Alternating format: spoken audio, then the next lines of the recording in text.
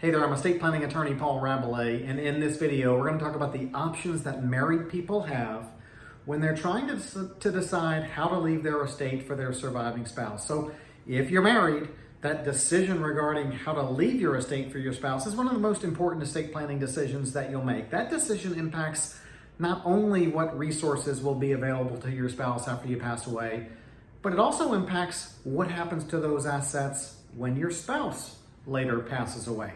So you've got a few options. Let's go through perhaps the top three options that you have when you're making a decision how to leave things for your spouse.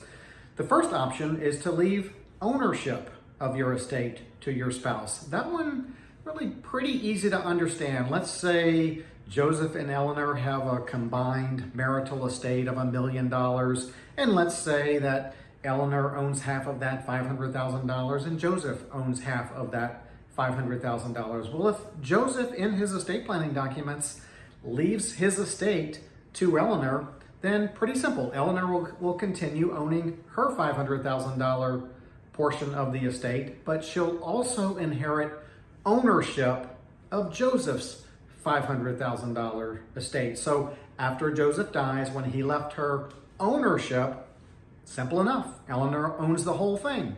Many couples like the sound of that. Many married people like the sound of that because it's really simple to understand, and it puts the surviving spouse in complete control of all of the marital assets after the first spouse dies.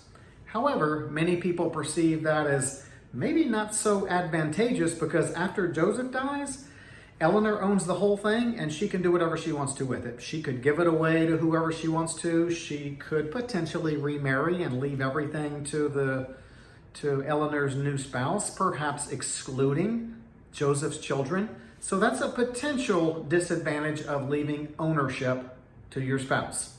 So the second option is to leave your estate in trust for your spouse.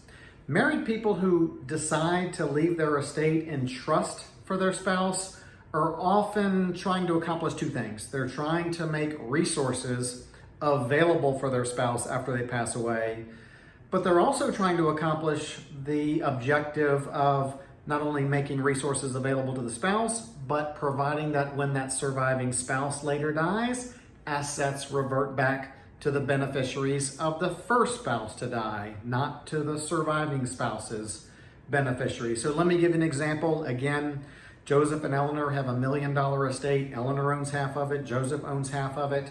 Joseph decides to leave his estate in trust for Eleanor.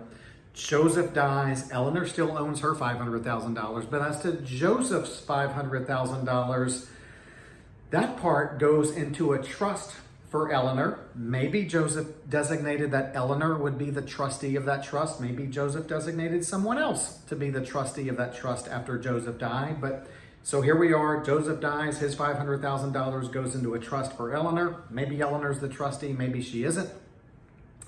But Joseph likely put the provisions in that trust that say something like, if Eleanor needs some of that money or some of those resources for her health, education, maintenance, and support, the trustee of that trust can make distributions to Eleanor or for Eleanor for her needs. Again, maybe that trustee is Eleanor and she can make distributions to herself. Maybe that trustee is someone else who determines whether Eleanor has the certain needs.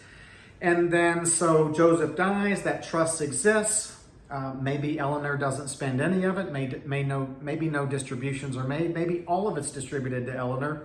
But let's say of that $500,000, yeah, sure, it'll get invested and it may grow. But let's say when Eleanor dies, there's $400,000 remaining. Distributions were made to Eleanor after Joseph died.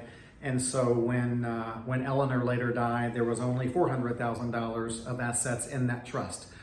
Well, because Joseph left it to a trust, Joseph gets to determine where those trust assets go when Eleanor later dies.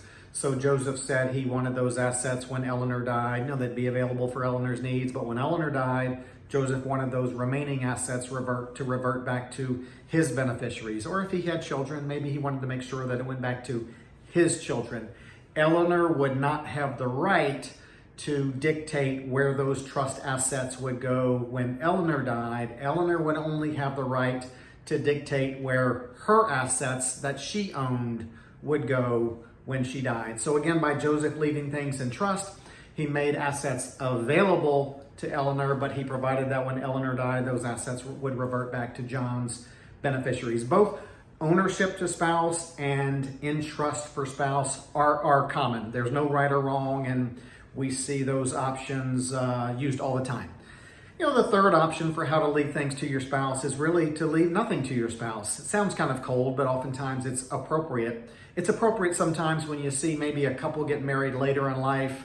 Perhaps they're 60 years old, they have their own children, they have their own estates, and then they both kind of agree that when one spouse dies, that deceased spouse's assets should go directly to the children because the surviving spouse has their own assets that they can live off of the rest of their lifetime. So sometimes you see, not much, but sometimes you see a kind of a nothing to spouse arrangement when you have a married couple trying to figure out how to leave things for their spouse. So option one, ownership to spouse, real simple, but puts that surviving spouse in complete control of everything. The first spouse to die has no say-so over where it goes when the surviving spouse dies.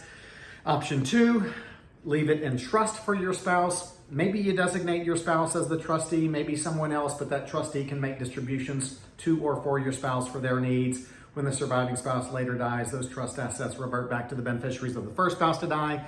And then occasionally you see people who are married leave their estate to people other than their spouse. So hope that helps. Make sure you smash the like button. That helps me a lot. We'll see you next time.